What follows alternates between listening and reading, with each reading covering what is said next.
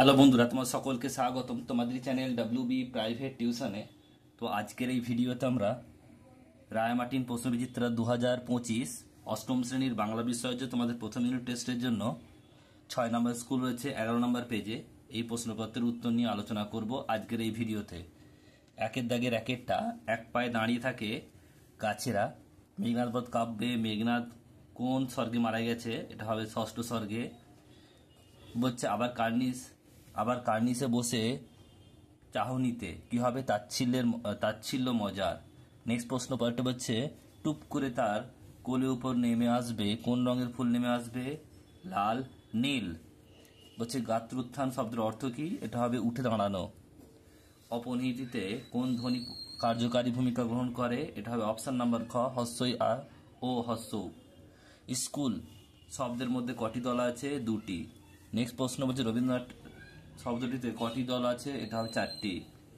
Next হচ্ছে অথবা দুষ্টু থেকে দুষ্টু, এখানে ঘটেছে কি? অন্তঃসরাগম। এরপর দুয়ের দাগের একেরটা, রাত্রি নির্জন ঘরে কারা বাস করে? এটা তোমাদের পেজ নাম্বার হচ্ছে 79, রায়-মার্টিন কাব্যে রাত্রি নির্জন ঘরে কবি এবং চড়ুই পাখি একাকী বাস করে। নেক্সট প্রশ্ন পরেরটা বলছে তাহার দিগ্ভ্রমণ জন্মিয়াছিল, এখানে কার কথা বলা হয়েছে? মোট সেনাপতি। ঘন্টা কোন কোন খাবার খেয়ে রাজহাঁসের ডিমের সন্ধান দিয়েছিল? দুখানা পাঁঠার ঘুগনি আর বলছে ডজন খানেক বলছে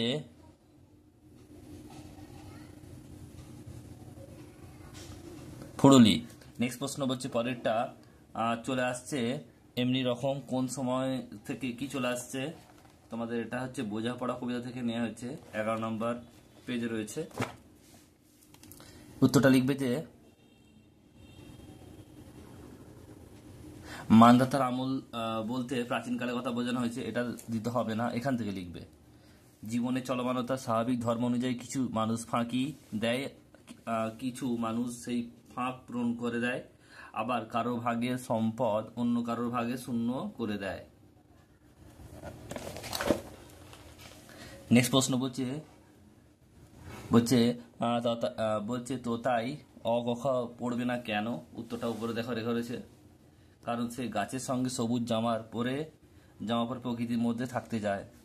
নেক্সট প্রশ্ন বলছে হাসছো কেন খোকা? এটা কি নাট্যশালা? কার উক্তি? প্রসন্ন গুরুমশায়ের।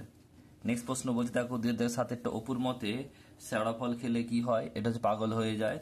নেক্সট প্রশ্ন বলছে অধিক সন্ন্যাসীদের কার্য নষ্ট, এর অর্থ লিখে প্রবাদী বাক্য ব্যবহার করো। এটা হচ্ছে অধিক লোকের সমাগমে কার্য নষ্ট হয়।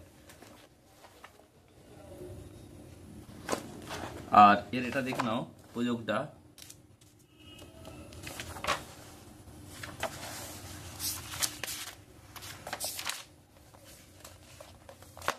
এখান থেকে দেখো রয়েছে সবাই মিলে হেডমাস্টারের কাছে ছুটি চাইতে যেও না, সবটাই পণ্ড হবে, কথায় আছে অধিক সন্ন্যাসীদের কাজ নষ্ট, এটা লিখবে। নেক্সট প্রশ্ন পরেরটা বলছে দেখো যে অপনীতি কাকে বলে? উদাহরণ দাও। অপনীতি কাকে বলে? উদাহরণ দাও। দেখো এখানে কাকে বলে রয়েছে, বলছে অপি উপসর্গের অর্থ আগে আর নিহিত শব্দের অর্থ হলো নিয়ে আসা।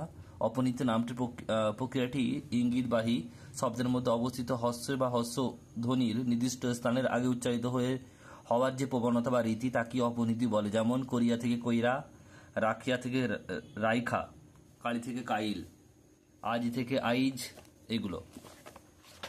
নেক্সট প্রশ্ন পরেরটা বলছে স্বরগম কাকে বলে? উদাহরণ দাও। স্বরগম কাকে বলে? কয় প্রকার? এটি কয় প্রকার? 6 পাতায় আছে এটা। স্বরগম কাকে বলে? এখান থেকে লিখবে। বলছে উচ্চারণ সুবিধার্থে কোন শব্দের আদি মধ্য বা অন্ত পূর্বে অনুপস্থিত কোন স্বরধ্বনির আগমন ঘটে তাকে স্বরগম বলে। আর এটি কয় প্রকার? এটা হচ্ছে 3 প্রকার। কি কি? স্বরগম হচ্ছে 3 প্রকার, এটা হচ্ছে আদি স্বরগম, মধ্য স্বরগম আর হচ্ছে অন্তঃস্বরগম, 3 প্রকার। নেক্সট প্রশ্ন পরেরটা বলছে দেখো দল বিশ্লেষণ করে মুক্ত রুদ্র দল চিহ্নিত করো। ভৈরব আছে, ভৈযুক্ত রব, ভৈটা হচ্ছে কি মুক্ত দল আর রবটা হচ্ছে কি রুদ্র দল। দল কাকে বলে? উদাহরণ দাও। এটা হচ্ছে 4 পাতায় রয়েছে, দেখো দল কাকে বলে। বাকযন্ত্রের স্বল্পতম প্রয়াসে কোনো শব্দে যতটুকু অংশ একটি ঝোঁকে উচ্চারণ করা যায় তাকে দল বলে। উদাহরণ অনেকগুলো রয়েছে, তোমার দিয়ে দেবে তরবারি, তর তরবারি। নেক্সট দেখো পরেরটা, সীমা থেকে সীমানা, এটি কিসের উদাহরণ? এটা হচ্ছে অন্ত ব্যঞ্জনাগম। নেক্সট প্রশ্ন পরেরটা হচ্ছে ধ্বনি পরিবর্তনের যে কোনো দুটি ধারার নাম লেখো। এখানে দেখো তোমাদের মোট তো 3টি ধারা আছে।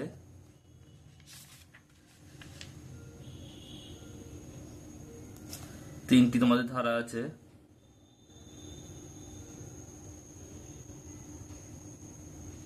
ধ্বনি পরিবর্তনের 3টি ধারা আছে তোমাদের, কি কি? আর যে কোনো দুটো তোমার লিখে দেবে।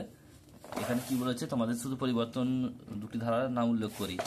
এখানে লিখবে যে ধ্বনি পরিবর্তন 3টে ধারা আছে কি, ধ্বনির আগমন, ধ্বনির লোপ আর ধ্বনির রূপান্তর। এই যে কোনো 3টের মধ্যে দুটো লিখে দেবে তোমরা।